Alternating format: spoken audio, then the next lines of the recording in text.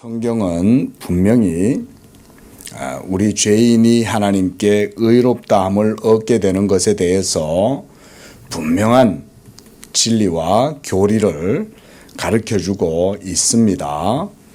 하나님은 진리의 하나님이시고 또한 하나님은 지식의 하나님이십니다.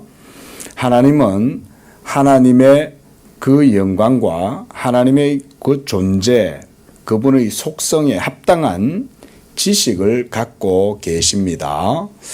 많은 사람들이 하나님의 존재를 잘 이해를 못하니까 그분이 진리의 하나님이고 또한 지식의 하나님이라고 하는 것에 대해서 개념이 모호한 가운데 신에 대해서 상상을 하는 경우가 많이 있어요. 그러다 보니까 철학적인 신관념, 사실은 철학은 계시에 의한 지식이 아니잖아요. 인간이 종교성을 갖고 인간이 그런 어떤 정신적인 의지나 성향을 가지고 뭔가 지식을 구성하는 게 그렇게 따지면 철학이죠. 그래서 뭐 과학도 철학적 입장에서는 철학적 사고방식과 논리를 가지고 또 과학도 하고 뭐 이런 식으로 모든 세계를 이해하는 게 철학이잖아요. 근데 사실은 하나님은 그런 분이 아니에요. 하나님은 살아계시면서 또 자기 자신을 우리에게 지식으로 인식할 수 있도록 해주시는 분입니다. 그래서 우리는 하나님의 지식을 전달받을 수 있는 그런 형상을 가졌고 하나님도 우리에게 자기의 지식을 전달할 수 있습니다. 그래서 이 사실을 우리가 이해를 하는 게 중요하겠죠. 자, 요컨대 그건 거예요. 하나님은 자기의 진리의 교리, 자기의 지식을 우리에게 전해 주실 수가 있어요. 그리고 그렇게 우리에게 전달되어지는 지식은 우리의 인간 영혼에, 우리 영혼 내면에 빛이 되고 그게 영적 생명이 된다는 겁니다. 아주 간단한 내용이죠. 그렇죠? 요컨대 그런 내용인 거예요. 하나님은 우리에게 영적인 생명과 그리고 우리의 영혼에 참된 의가 되는 지식을 전달해 주실 수 있다 이거죠. 그리고 우리는 그 지식을 또한 받아서 알 수 있어요. 하나님이 우리에게 주시면. 그게 바로 우리가 리버레이션, 계시라고 하는 거죠. 그렇죠? 계시를 통해서 하나님의 지식을 받으면 우리의 영혼 안에 그 지식이 빛으로 들어와요. 영혼의 빛으로. 그리고 우리의 영혼은 그 아주 깊고 영원한 하나님의 안에 있는 그 빛을 우리 안에서 봄으로써 그 빛이 우리에게 지식이 됨과 동시에 또 그 지식이 우리의 영혼을 어떻게 해줍니까? 의롭게 해주죠. 그죠? 이게 영적인 지식에 대한 기본적인 개념입니다. 자, 그래서 이 스피리추얼한 사실도 지식이 있어요. 영적 지식. 자, 하나님은 이 영적인 지식을 우리에게 계시해 주실 수 있어요. 계시. 그 다음 계시해 주심으로써 우리는 이 계시를 받아들일 수 있는 거죠. 그렇죠? 수납할 수 있어요. 수납할 때 이것은 또한 인식의 원리로 우리 속에서 인식되는 겁니다. 근데 이 계시가 인식될 때는 우리의 영혼의 영적인 빛으로 인식이 돼요. 빛. 내면의 빛입니다. 내면에 이런 그냥 일반 물리적인 빛이 아니라 영적인 빛이죠.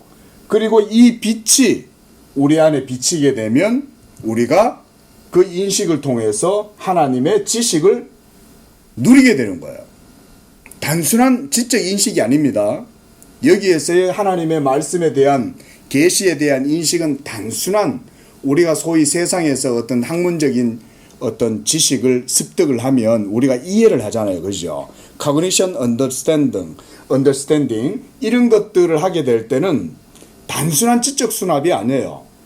이 빛은 우리 영혼 전체를 휘감고 우리 영혼 깊은 곳에서부터 깊은 확실성과 확신을 주면서 이 비친 지식이, 이 지식의 빛이 우리 영혼을 생명이 돼요. 그리고 생명이 됨과 동시에 이건 무슨 개념이 되냐면 우리 죄인들의 영혼에 의에 대한 확신을 주는 거예요. 의.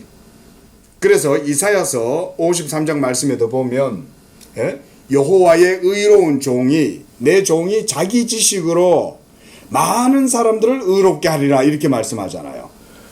이사야 선지자도 그리스도의 사역을 이해한 거예요. 그렇죠? 그러니까 내 의로운 종이 자기 지식으로 많은 사람들을 어떻게 한다? 의롭게 한다는 거예요. 이게 바로 칼빈도 자주 강조하는 지식이 뭐가 된다? 지식이 의가 된다 이건 거예요. 의가 되는 거예요. 지식이 의가 되도록 역사할 때 바로 여기에, 그렇죠? 이 영적인 지식이죠. 이 영적 지식이 우리에게 의가 될 때 이 의가 되는 이 작용은 바로 성령에 의해서 이루어져요. 이게 바로 이제 진리의 작용이죠. 자, 이 지식은 예수 그리스도를 아는 지식이에요. 그렇죠? 그리스도 예수를 아는 지식이에요. 그리스도 예수를 아는 지식이 바로 우리 영혼 내면에 빛이 되고 이 빛이 우리에게 생명이 되고 그리고 그 지식이 우리의 의가 되도록 하는 거예요. 그래서 우리가 이 지식이 의가 된다라고 하는 이런 놀라운 영적인 그런 내용, 이 지식이 의가 될 때는 그 속에 성령이 작용하시는 거죠. 그래서 그리스도의 지식을 우리의 의로 삼아 주시는 거죠. 자, 요 개념을 저는 좀 먼저 말씀을 미리 드리려고 그래요. 자, 그래서 하나님께서 자기의 지식을 전해 주실 때에 그러면 어떻게 하느냐? 우리가 이거를 늘 질문을 해야 된다 그랬지 않습니까? 그때 18절에 보면 한 의로운 행위로 말미암아 많은 사람이 의롭다 하심을 받고 생명에 이르게 되었다. 생명에 대한 얘기를 하고 의에 대해서 얘기를 하죠. 여기도 그렇죠? 지금 사도 바울도 지금 생명과 의에 대해서 말했어요. 자, 생명과 의에 대해서 말했습니다. 자, 이것이 어떻게 해서 된다는 겁니까? 한 의로운 행위로. 한 의로운 행위란 예수 그리스도의 사역을 얘기하는 거죠. 그죠? 그렇죠? 예수님의 인격과 예수님의 사역을 통하여 이루신 복음 사역. 이 복음 진리를 통해서 그것이 우리에게 생명이 되고 의가 되도록 효력을 불러 일으키시는 거죠. 그때 성령이 우리 안에 역사하셔서 이 그리스도의 지식이 우리에게 생명과 의가 되게 해 주시는 거예요. 자, 그 다음 19절에서도 똑같은 얘기죠. 한 사람이 순종하심으로 많은 사람이 의인이 된다. 자, 의인, 의로운 사람으로 하나님께서 만들어 주시는 거 아닙니까? 자, 이런 내용을 갖고 오시안더가 오해를 한 거죠. 어떤 오해를 했냐? 본질적으로 의로워진다라고 하는 이상한 개념을 떠올린 거예요. 자, 우리가 성경적으로 우리가 하나님께 의롭다함을 얻게 된다라고 하는 논리는 이런 논리 속에서 이루어지는 겁니다. 그렇죠? 이게 기본적인 성경적이고 우리 개혁주의 신앙의 고백이에요. 이렇게 이루어지는 거예요. 예? 이것을 우리가 그렇게 따지자면 그리스도의 그렇죠? 객관적 지식이죠. 객관적 지식이라고 할 수 있어요. 자, 그러면 성령께서 작용하셔서 이 객관적 지식이 우리에게 의가 되도록 하는 것. 이거는 그렇게 따지면 주관적 사역이죠. 그렇죠? 우리 안에서 역사하시니까 자, 주관적 효력을 통해서 이 의가 주관적 의로 우리에게 주어지도록 하시는 거죠. 이해되시죠? 자, 이렇게 역사하시는 거예요. 이 모든 일들이 자, 이제 결정적으로 사도 바울이 말하고자 하는 거, 칼빈도 지금 설명하고자 하는 게 이건 거예요. 이런 객관적 그리스도의 사역과 공로가 그를 믿는 자들에게 이런 효력을 일으켜 가지고 그 지식이 생명이 되고 의가 되도록 할 때 이것이 어떤 방식에서 이걸 누리도록 하냐 이건 거예요. 이 모든 것들이 다 그게 바로 무슨 방식으로? 믿음의 방식으로 이루어진다 이거예요. 이 얘기를 하려는 거예요. 믿음으로 이 얘기를 하려고 하는 겁니다. 그래서 믿음으로 말미암아 그리스도의 이 모든 의를 우리에게 어떤 방식으로? 믿음으로 전가시켜 주는 거죠. 그렇죠? 임퓨테이션 전가시켜 주심으로써 이 일을 행하신다 그 얘기입니다. 자, 우리가 지금 몇 주간에 걸쳐서 오시안더에 대한 오류를 칼빈이 언급하는 것을 지금 보고 있는 거예요. 이 오시안더를 칼빈이 이렇게 할애를 해가지고 반박을 하고 복음에 대해서 얘기를 하는 이유는 뭐냐면 이 교리를 얘기하려고 그런 거예요. 사람이 의롭게 되는 것은 행위로 말미암는 것이 아니라 오직 믿음으로 이루어진다라고 할 때 이 믿음의 방식은 주입을 통해서 이루어지는 게 오시안더는 주입이라는 개념을 생각해냈지만 성경은 전가에 의해서 이루어진다고 말하는 거예요. 전가란 말은 우리는 여전히 불의하고 연약함이 있어요. 우리에게는 여전히 죄가 있는 거예요. 그래서 우리는 본질적으로 뭔가 우리 속에 어떤 것들이 들어와서 우리가 변화되어서 의롭게 되는 게 아니고 하나님이 그 그리스도가 이루신 그 의를 우리에게 믿음으로 전가해 줌으로써 우리를 의롭다고 칭해 주는 거예요. 칭해 주는 거예요. 그러니까 이 사람은 여전히 연약함이 있죠. 연약함이 있는 거예요. 자, 이런 개념 속에서 칼빈이 주입이 아닌 전가를 계속 강조하고 있는 거예요. 자, 이렇게 그리스도가 이런 의를 우리에게 우리의 것으로 삼아 주실 때 전가의 방식으로 이루어진다. 자, 363장 기독교 강요 3권 자, 11장 오늘 11절입니다. 자, 칭의는 의롭담을 얻게 되는 것이지 그 자체로 의롭게 되는 것이 아니다는 거죠. 그게 칭의죠. justification이란 말은 그 자체로 의롭게 되었기 때문에 의롭다고 해주는 게 아니라는 거예요. 그게 아니고 의롭다고 해주신다는 거예요. 여기에 중요한 의미가 있어요. 자, 우리가 법정에서 여러분 보석금을 내고 나오죠. 자, 실제로 보석금을 낼 때 내가 죄가 없어서 풀려나는 겁니까? 보석금이 나를 풀어주는 겁니까? 보석금이 나를 풀어주는 거지. 나는 죄를 지었잖아요. 그죠? 법을 어겼잖아요. 죄가 있는데 그 죄의 값을 보석금을 통해서 치르고 나오는데 사실은 돈의 가치 때문에 나오는 거지. 내 자신이 죄가 없어서 풀려나는 건 아니죠. 그와 같이 유사하게 이해할 수 있어요. 예수께서 우리를 위하여 하나님 앞에 속전을 다 드린 거죠. 속전을 갚으신 거예요. 그래서 내 죄를 대신해서 그리스도께서 속상, 죄를 물어주신 거예요. 예? 그래서 하나님의 모든 율법의 요구에 예수께서 다 이루심으로써 만족시켜 주신 거죠. satisfaction을 해 주신 거죠. 그렇게 만족되었는데 우리가 만족돼서 하나님이 만족스러워 하시는 게 아니죠. 그렇죠? 예수님이 자기의 모든 것을 하나님께 드려서 갚아주신 거죠. 예? 그리스도의 피값으로. 그게 바로 속상이죠. 그러면 우리는 여전히 죄가 있죠. 근데 놀랍게도 우리가 죄가 있는데도 죄 있는 우리가 예수님을 믿을 때 하나님이 여러분을 어떻게 해주신다는 거예요? 의롭다고 인정해 주신다는 거예요. 지금 칼빈 요 얘기하려고 그러는 거예요. 이게 justification, 칭의라는 말인 거예요. 이게 우리가 그래서 하나님께 의롭다움을 받고 하나님께 미움을 당하지 아니하고 하나님이 우리에게 성령을 주실 수 있고 하나님이 우리 속에 들어오셔서 무한한 자비와 사랑으로 우리와 연합하실 수 있게 된 거예요. 자, 우리가 출애굽기에서 신의 산을 활활 불태우는 여호와의 임재를 봤어요. 그렇죠? 자, 그렇게 소멸하시는 불이신 하나님이 우리 안으로 들어오신다는 생각을 한번 해보세요. 그럼 우리가 어떻게 돼요? 타서 죽죠. 우리 존재 남을 수도 없어요. 심지어 우리 영혼조차도 하나님께서는 없애실 수 있는 거예요.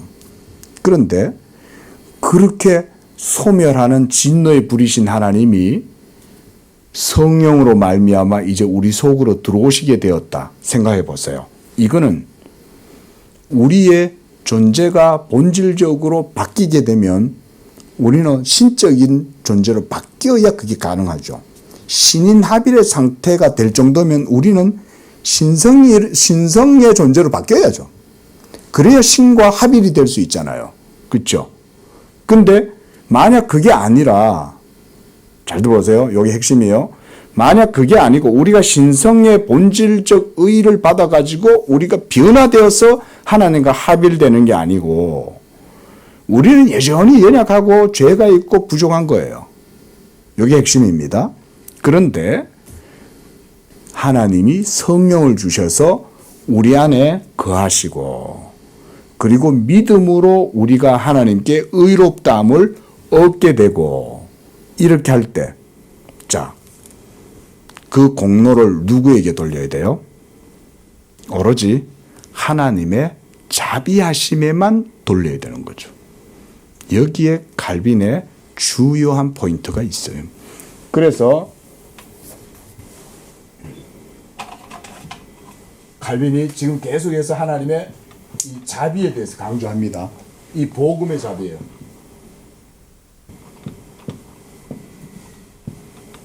이게 칭의의 실제적인 원인인 거예요.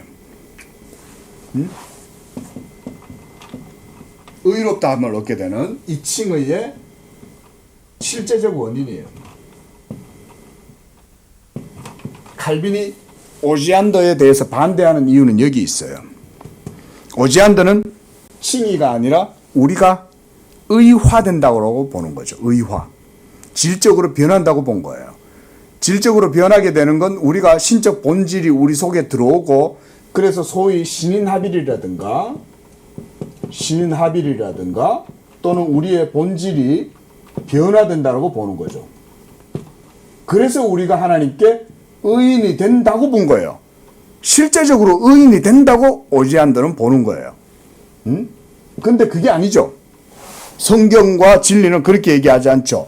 예수를 믿을 때에 의를 전가해 주심으로써 우리가 하나님께 의롭다함을 얻는 건데 죄인인 우리를 의롭다고 해 주시는 것은 무엇 때문이다? 하나님의 자비하심 때문에 우리를 의롭다고 해 주신다는 거예요. 여기에 이해의 포인트가 있어요. 이게 핵심이에요. 자, 읽어봅시다. 오지안더의 두 번째 가르침에는 더욱 강한 독이 숨어 있다. 내가 생각하기에 이 독단적인 교리는 전념성이 그렇게 강하지는 않지만 냉랭하고 변변찮고 그 자체의 공허함에 매몰되어 있다. 나는 이 부분을 충분히 입증했으므로, 자, 그 밑에 내려갑니다. 그것은 구원의 확신을 약화시켜 아주 희미하게 만들고, 이게 이제 오지안더의 개념을 얘기하는 겁니다. 이게 칭의가 아니라. 그렇다면 반대로 우리가 구원의 확신을 가질 때는 그 확신의 기초는 어디라는 거죠? 자, 여러분이 예수를 믿음으로 천국 간다. 나는 이제 내 모든 죄가 용서받고 천국 갈 수 있게 되었어. 라고 하는 이런 구원의 확신을 가질 때 그 확신의 기초는 어디 있는 거예요? 어디 있어요, 여기서? 하나님의 자비에 있는 거죠. 나는 부족하여도 영접하실 것이니 이거죠.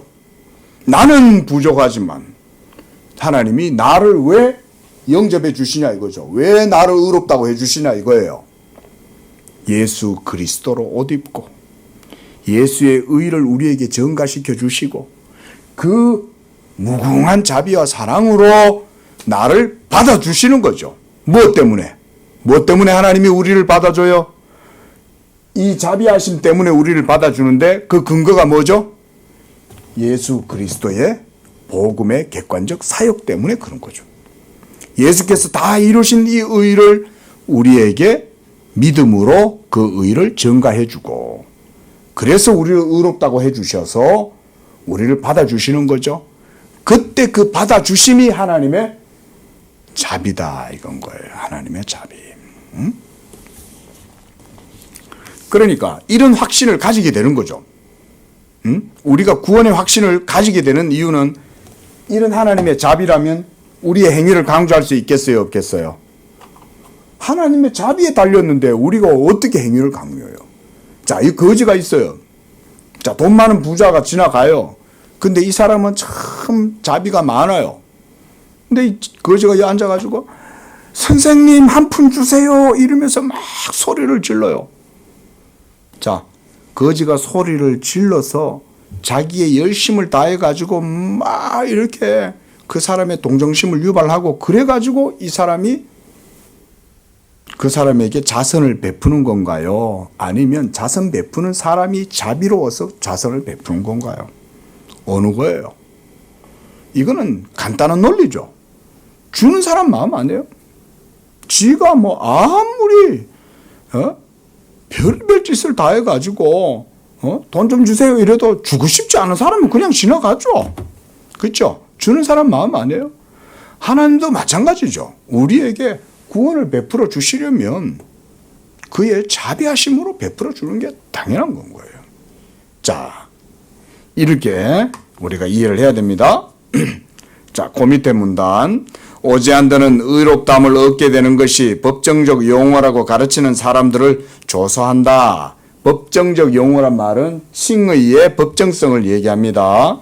자, 아까도 제가 법정에서 보석금을 낸 사람에 대한 예를 들었는데 판사가 그 사람이 저지른 불법에 대해서 보석금을 정했어요.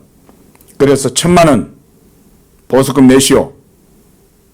자, 그러면 그 사람은 죄가 있지만 그 1,000만 원이라고 하는 보석금 때문에 이 사람은 이제 구류에서 풀려나게 되는 거죠. 그죠? 그렇죠? 풀려나잖아요. 방면되잖아요. 그 보석금 때문에 그런 거죠. 예? 그래서 법정적 용어란 말은 뭐냐면 하나님의 그 심판의 법정에서 이 사람이 죄를 여전히 갖고 있지만 그 보석금 때문에 이 사람을 풀어주는 거예요.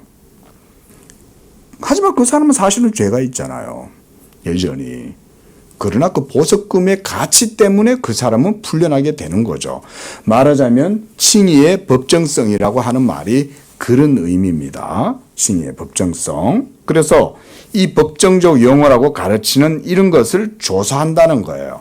왜 오제안더가 이런 개념을 조사할까요? 오제안더는 계속 이 생각을 하는 거예요. 실제로 의롭다고 생각을 하는 거예요. 의로워진다고 생각을 하는 거예요. 그래야만 의인이라고 하나님이 말해준다고 생각을 하는 거예요. 자꾸. 복음을 모르니까 자기 식대로 생각을 하는 거죠. 얼핏 보면 그런가 이런 생각도 들어요. 왜냐하면 실제로 의로워져야 하나님이 우리를 의롭다고 여기는 거 당연한 거 알겠냐 이런 식인데 대신에 그렇게 되면 뭐가 사라져요? 우리를 의롭다 하시는 칭의의 객관적 원인, 그쵸? 이거 하고 그 다음 하나님의 자비라고 하는 것이 사라지게 되죠. 그죠? 왜냐하면 우리를 의롭다 하는 거 우리가 의인이 되어서 의롭다 하는 게 아니잖아요. 우리는 별로 의롭지도 않는데도 하나님이 이 그리스도에 대한 객관적 사역에 대한 믿음으로 우리를 의롭다고 해 주실 때에 그게 하나님의 자비가 그 원동력이 된 거예요. 그 원인이 된 거예요. 그런데 이 자비가 다 사라지죠. 여기서는. 그렇게 되겠죠. 그리고 이것은 결국은 사람 그 자신의 자질이나 공로나 또 의지라든가 이런 것으로 이게 전부 다 변환되는 거죠. 그렇죠? 이 사람이 이제는 질적인 변화가 되었으니까. 이 의인됨이란 말은요. 질적 변화를 얘기합니다. 질적 변화. 이 질적 변화가 수반되는 게 오지안더의 개념인 거예요.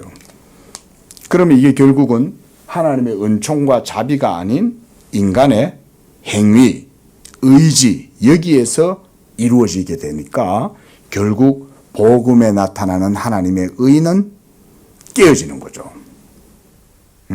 복음에는 하나님의 의가 나타나서 라고 말했단 말이에요. 그 복음에 나타나는 하나님의 의, 그 의는 바로 자비의 의예요. 자비의 의. 이게 핵심인 거예요. 칼빈은 이런 얘기를 지금 하고 있는 거예요. 자, 그래서 그 밑에 줄 봅시다. 우리는 있는 그 자체로 의로워야 한다. 요 얘기죠. 있는 그 자체로 의로워져야 된다는 거예요. 이게 오지안드가 이렇게 상상을 하는 거예요. 그리고 우리가 값 없는 정가로 의롭게 된다는 것을 그는 무엇보다 업신여긴다. 이렇게 얘기하는 거죠. 이걸 업신여기는 거예요. 이 값 없이 베풀어 주시는 정가의 은혜를. 그의 주장과 같이 가령 하나님이 방면해주고 또 용서하셔서 우리를 의롭게 하지 않으신다면 바울이 전하는 다음의 말씀이 무슨 의미가 있겠느냐. 고린도후서 5장 19절 하나님이 뭐라고 말씀합니까? 하나님께서 그리스도 안에 계시사 세상을 자기와 화목하게 하시고 그들의 죄를 그들에게 돌리지 아니하셨다.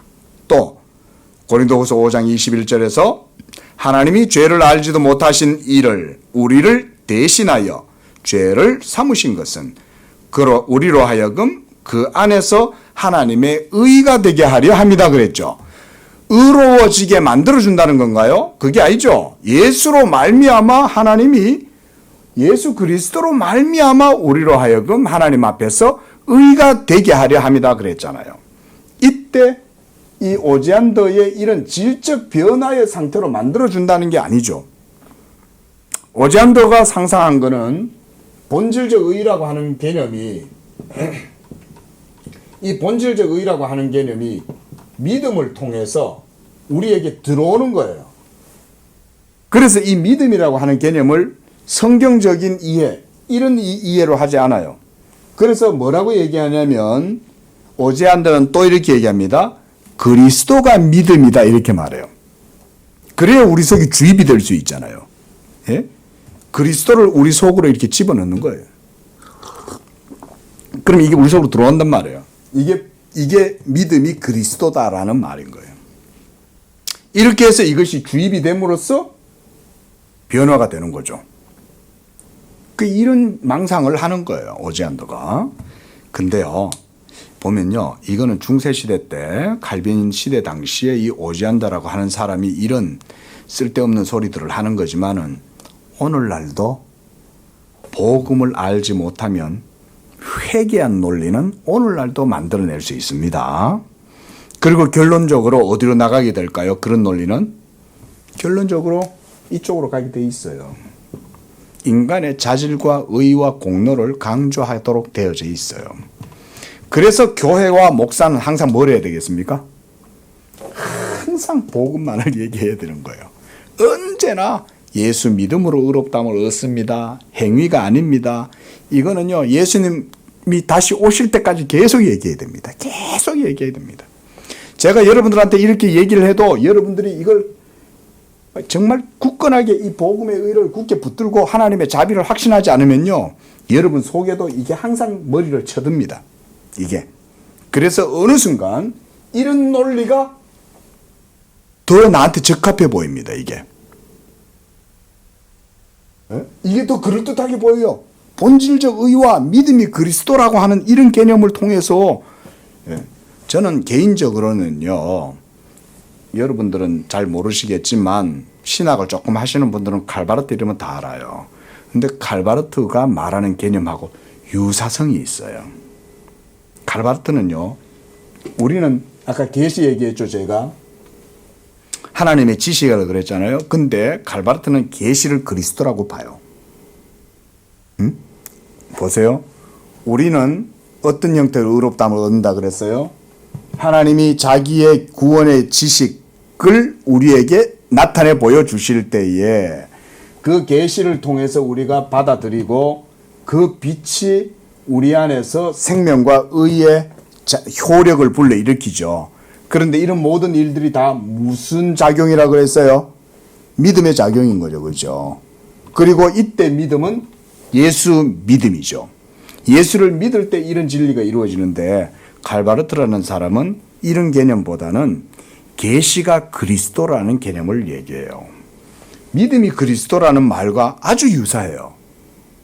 얼마나 많은 분들이 바르트를 제대로 이해하는 건지는 제가 모르겠지만 제가 이해하는 바르트는 오지안더의 이 믿음이 그리스도라고 하는 개념하고 아주 유사해요.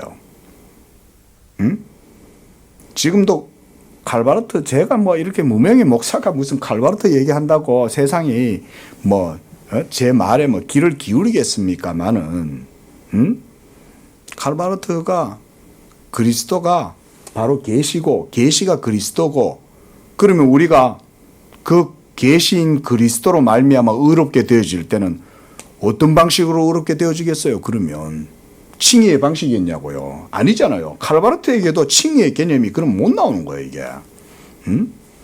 자, 이런 문제 오늘날도 생겨날 수 있다는 거예요. 오늘날도 항상 우리가 그랬어요.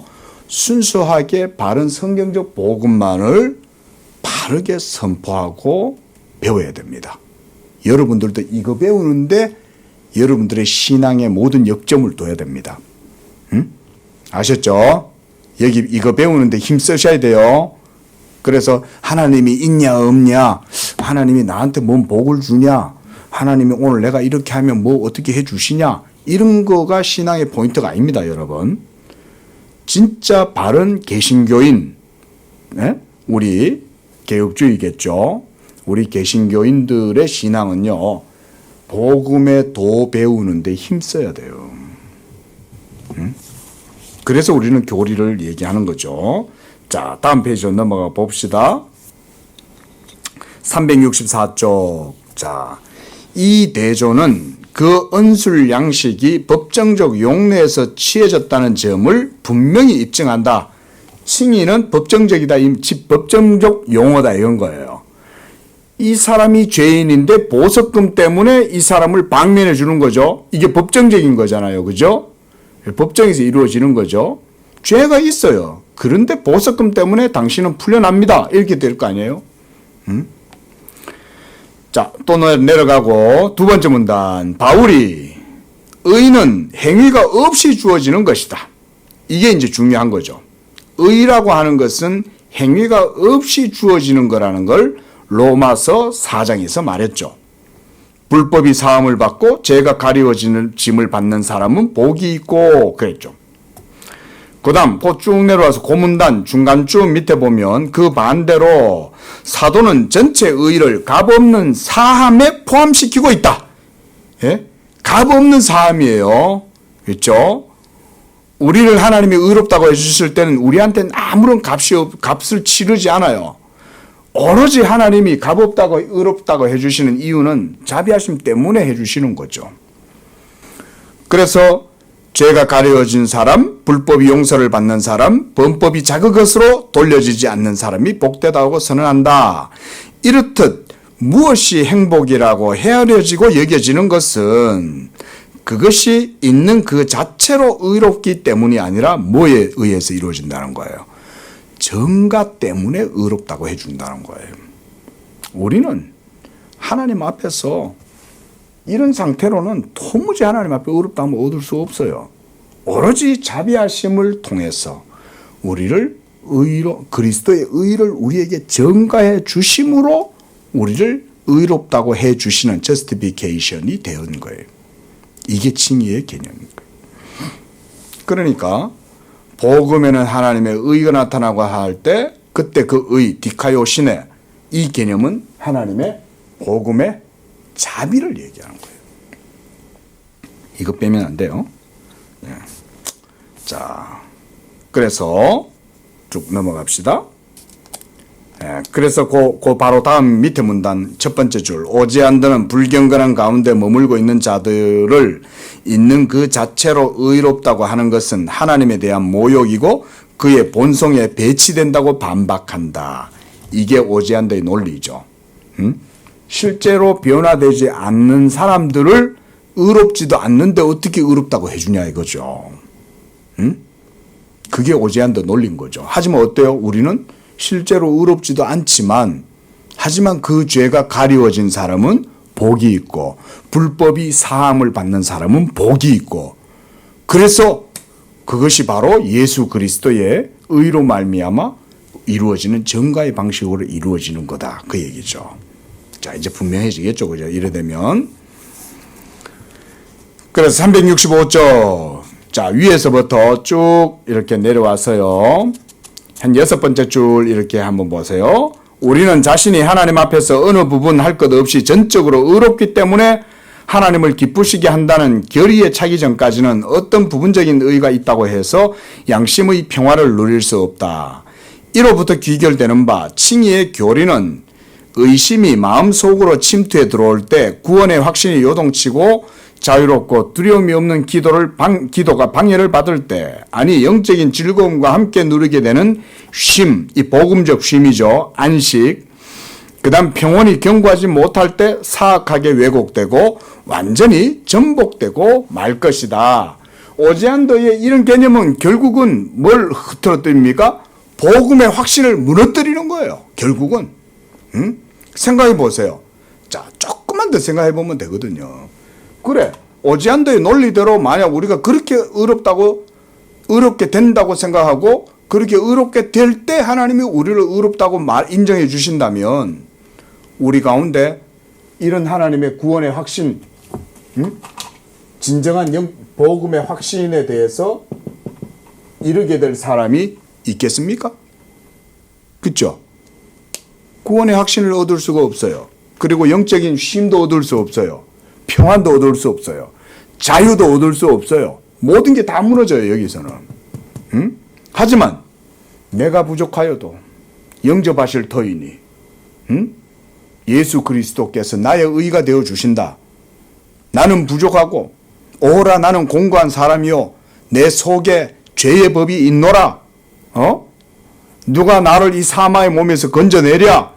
이런 실존적 고통 속에 있다 할지라도 사도 바울은 로마서 8장에 딱 들어가면 뭐라 그래요? 그러나 이제 그리스도 예수 안에 있는 자에게는 결코 정죄함이 없다. 왜? 하나님이 이런 법정적 칭의를 통해서 우리가 연약하고 죄가 있어도 우리를 하늘의 법정에서 어떻게 해주신다? 의롭다고 인정해 주시기 때문에. 그러니까 우리는 이 자비하심을 의지해서 복음의 확신을 가질 수가 있는 거예요. 행위라면 절대로 못하죠. 내 종교적 의지, 정념, 파토스 뭐 이런 것 갖고는 하나님 앞에서 자기의 자질과 의지와 열정을 갖고 자질의 공로를 통해서는 안 된다 이 말인 거죠. 자, 그래서 365쪽 제일 밑에서 세 번째 줄 보세요. 그러나 사도는 오직 하나님의 자비에 기초를 둔 의로 도망을 치면서 자기의 삶과 죽음과 비난과 공궁과 칼과 모든 것에 대항하여 너끈히 이긴다고 선포한다. 이게 바로 하나님의 자비에 대한 확신이다 이건 거예요. 이게 칼빈도 지금 이거 얘기하는 거예요. 하나님의 자비에 대한 확신, 의심하지 말라는 거예요. 절대 의심하지 마라. 사탄이 그럼 어디를 공격할까요? 사탄이 이걸 무너뜨리는 거죠. 그죠? 이걸 의심하게 하는 거죠.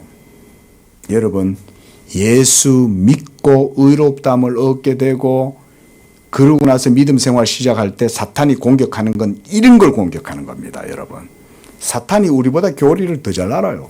여러분 그거 아셔야 돼요. 사탄이라고 맨날 미친 짓만 하는 줄 아세요? 아닙니다. 사탄은 여러분을 죽이고 지옥에까지 끌고 가려고 바등바등거리는 그런 광란의 질주를 하는 존재입니다. 하지만 지식이 없잖아요. 진리를 알아요. 그리고 여러분이 이런 하나님의 자비하심을 의지하고 그 복음의 확신 가운데에서 생명과 의를 누리는 걸 사탄이 제일 싫어하는 거예요. 사탄이 그거를 가장 경멸해요. 그래서 여러분 가진 수를 다 쓰는 겁니다. 하지만 여러분이 이 복음의 진리를 굳건하게 이해하고 딱 붙들면 사탄이 여러분들을 절대 어떻게 못합니다. 때때로 여러분들의 삶을 막 까부리고 여러분들의 삶을 아주 파멸에 이르게 하려고 별의별 짓 요백이 하는 짓처럼 여러분들에게 하게 하더라도 여러분들이 이 복음의 자비와 이 확신을 가지고 있다면 흔들리지 않습니다. 사탄은요, 여기를 공략해요. 여기를요. 그래서 자 보세요. 366쪽 위에서 6번째 줄 보세요. 이런 상반성은 불법의 짐 아래에서 신음하고 있는 모든 성도에게 충분히 알려져 있으며 아주 친밀하게 조차하다. 그리고 승리의 확신이 모든 공포를 짓누르고 그 너머로 솟아오른다. 그러는 거예요. 예? 이 복음의 자비와 이 하나님의 자비를 의심치 아니하고 확신하고 붙드는 사람은 이와 같은 모든 승리의 확신이 솟아오른다 이건 거예요. 예? 사망도 우리를 어찌할 수 없다. 믿으시기 바랍니다. 이게 바로 복음에 대한 믿음인 거예요. 사망아 너의 쏘는 것이 어디 있느냐? 이런 소리를 죽음을 향해서도 막 뻥뻥 소리를 지르는 거죠. 죽음을 향해서도. 누가 사망을 이겨요 이 세상에서. 여러분은 다시 죽어도 하나님이 살리실 줄로 믿습니다. 예? 이 복음에 대한 확신 아니에요? 우리는 죽어도 다시 살 것이요. 그리스도 예수 안에 있는 내 의가 아니라 그리스도 예수 안에서 우리에게 자비하신 하나님의 사랑으로 그리스도 예수를 믿는 자들에게는 하나님이 반드시 우리를 다시금 그리스도와 함께 살리시고 모든 사망도 그리스도로 말미암아 싹 다 없애버리고 그렇게 할 거다. 이런 확신을 가진 거죠. 그러니까 그 제일 위에 보세요. 366쪽 갈빈도 이렇게 인용을 해놨죠. 로마서 8장 38절 39절 우리 함께 읽어봅시다. 시작. 내가 확신하노니 그리스도 안에 있는 하나님의 사랑에서 끊을 수 없으리라. 그러는 거죠. 사망이나 위험이나 칼이나 적신이나 하늘에 있는 천사들이나 권세자들이나 그 어떤 것들도 우리를 그리스도 예수 안에 있는 하나님의 사랑 여기서 끊을 수가 없다 얘기하는 겁니다. 자, 그 다음 넘어가겠습니다. 367쪽 12절입니다. 결론적으로 오지안더의 본질적 의 개념은 그리스도의 신인 양성의 중보 원리에 배치된다. 그러나 나의 독자들은 오지안더가 자기들에게 숨기기를 원치 않는다고 자랑하는 그 비밀에 대해 특별히 주의를 기울여야 한다. 바로 이 본질적 의의 개념, 믿음이 그리스도다라고 하는 이런 개념, 이거 조심해야 된다는 거예요. 먼저 그는 우리가 하나님 앞에서 호의를 얻게 되는 것은 그리스도의 의의 증가로 말미암는 것만은 아니라고 장황하게 주장한다. 이거 얘기하려고. 믿음이 그리스도고 이 믿음이 우리 속에 주입된 형태로 들어온다라고 말하려고. 그래서 자꾸 칭의와 증가의 개념을 얘기하지 아니하고 주입의 개념을 자꾸 얘기하는 거예요. 결국은 이거 얘기하려고 그러는 겁니다, 여러분. 신인 합의를 통해서 이 신성이 우리 속에 들어오면 우리가 어떻게 된다는 거예요? 변화된다고 상상을 하는 거예요. 루터파, 그러니까 루터란들이 이 그리스도론에 있어서 오류를 일으키는 것 가운데 하나가 그거죠. 그리스도의 우리가 신성과 인성, 이 위격의 교리에 있어서 여러분 신성이 인성과 함께 연합되어져 있죠. 그렇죠? 우리 이제 이건 배웠잖아요. 그렇죠? 그리스도의 한 인격 안에 신성과 인성이 같이 있어요. 근데 연합된 상태로 있는 거예요. 이렇게 디바이드 돼 가지고 나뉘어진 상태에서 이렇게 떨어져 있는 상태가 아닌 거예요. 둘이 하나가 돼 있어요. 그리스도의 한 인격 안에. 예? 그러나 루터는 어떻게 상상을 했냐면 신성과 인성이 같이 있다 보니까 신성이 더 커요? 인성이 더 커요? 집사님. 어느 게 더 커요? 신성이 더 크죠. 그죠? 그러다 보니까 어때요? 신성이 인성에게 뭔가 영향을 준다고 생각을 하는 거예요. 그러다 보니까 이 신성하고 인성이 같이 있다 보니까 인성조차도 신성에 흡수되면서 이 인성이 신성이 있는 모든 곳에 인성도 같이 있다고 상상을 하는 거예요. 논리적으로 어느 정도 이해는 되죠, 그죠? 아니, 인성인데, 인성이 신성하고 같이 있다 보면 그리스도의 한 인격이니까 신성이 있는 모든 곳에 인성도 같이 있다고 생각하는 거죠, 그렇죠? 예? 그러다 보니까 이걸 이제 우비키타스다 그래요. 우비키타스란 편재한다 이 말인 거예요. 우리가 유비쿼터스 시대 그런 말 들어보셨죠? 그 유비쿼터스라는 말은 어느 곳에 있어도 모든 것들이 다 인터넷 시대다 보면 어디든지 우리가 접속 가능하고, 그쵸? 그렇게 되잖아요. 오늘날 말하자면 우리나라가 IT 강국이다 보면 이게 유비쿼터스 시대가 됐잖아요. 집에서도 아파트에 냉난방 조정 다 하고, 그쵸? 저도 여기서 지금 딱 하면 책상 위에 있는 샤오미 스탠드, 제 책상에 있는 샤오미 스탠드 불을 여기서도 켤 수 있습니다. 이 인터넷으로 연결되어 있기 때문에. 말하자면 그런 게 이제 유비쿼터스 시대라고 그러잖아요. 그 우비키타스라는 말이 뭐냐면 그리스도의 신성은 어디든지 다 있죠. 신성은, 그렇죠? 우주 모든 것에 편재하잖아요. 신성은 없는 곳이 없어요. 그런데 인성이 그 신성과 함께 있다 보면 인성도 어느 곳에 다 있다고 상상을 해서 성찬식에서 공제설이라는 개념이 나오게 되는 거예요. 자, 여기에서도 보면 이런 식으로 이 오제안도도 그런 얘기를 하는 거죠. 그래서 의의 전가로 말미암는 것이 아니라 바로 의롭지 않은 자에게 의롭다함을 얻게 하는 것이 하나님께는 불가능하다. 이거죠. 응? 이거. 의인됨. 아니, 의인이 실제로 돼야 하나님이 그걸 의롭다고 해주는 거지. 그 말인 거죠. 그래서 종국적으로 오지안도의 결론에 따르면 그리스도를 우리에게 주셔서 의로 삼으신 것은 그 사람의 본성이 아니라 하나님의 본성, 신적 본성과 관련되어 있는 거예요. 그래서 그 의는 오직 중보자의 인격 안에서만 발견될 수 있으나 그럼에도 불구하고 사람의 의가 아니라 하나님의 의라고 한다. 여기서 오제안들은 두 가지 의를 가지고 자기의 밧줄을 꼬는 것이 아니라 그리스도의 인성으로부터 의롭게 하는 직분을 제거하고 있다. 이게 칼빈이 정확히 보고 있는 거예요. 자, 사람이 의롭게 되는 것. 인성의 이 객관적 의는 어떻게 이루어져요? 이 객관적 그리스도의 사역의 객관성은 예수님이 자기의 인성으로 행하신 거죠. 그죠? 이해되시죠? 만약 예수님이 성육신 하시지 않았다면 이 그리스도의 객관적 사역은 이루어질 수 없어요. 하지만 예수님이 직접 역사 시공간 속에 육신을 취하셔서 시공간 역사 속에서 자기의 삶을 사시죠. 33년을. 그 삶을 통해서 모든 순종을, 하나의 순종을 행하시죠. 그 하나의 순종 안에 능동 순종과 수동 순종이 같이 들어있다 그랬어요. 응? 그래서 그 사역을 통해서 객관적인 의를 이루신 거죠. 이런 게 모두가 다 신성이 하시는 거예요? 인성이 하시는 거예요? 인성이 하시는 거죠. 그렇다고 해서 신성이 떨어져 있는 건 아니에요. 그죠? 중보자의 한인격 가운데 같이 연합되어져 있어요. 하지만 역사상의 모든 의를 이루려면 객관적 의는 인성의 측면에서 이루어져야 돼요.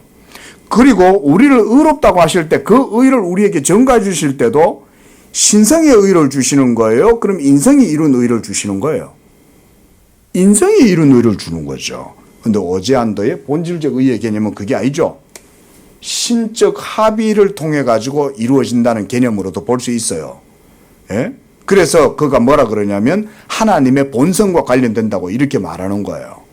그래서 이 믿음이 그리스도다라고 말하면서 이 그리스도를 우리에게 주입시켜 줌으로써 우리가 변화된다고 생각하는 거예요. 회개망측한 논리죠. 어떻게 보면 복음을 모르면 뭐라고 딴지를 못 걸어요. 복음을 모르면. 칼바르트라는 신학자도 마찬가지입니다.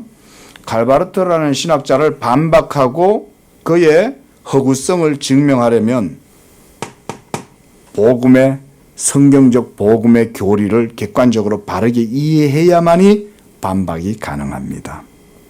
여러분, 놀라운 건 뭐냐면 사람은요, 정확한 기준이나 시금석이 없으면 예스와 노라고 말할 수가 없어요. 왜냐하면 판단 기준이 없잖아요. 그렇죠? 우리에게 있어서 시금석은 뭐예요? 우리 자신입니까? 우리 자신이 기준이 될 수 있어요? 그럼 뭐가 우리에게 기준입니까? 하나님의 말씀이 기준이죠. 그렇죠? 그렇죠? 하나님의 말씀이 여러분들의 기준이 돼야 돼요. 그 말씀이 바로 이런 복음의 진리잖아요.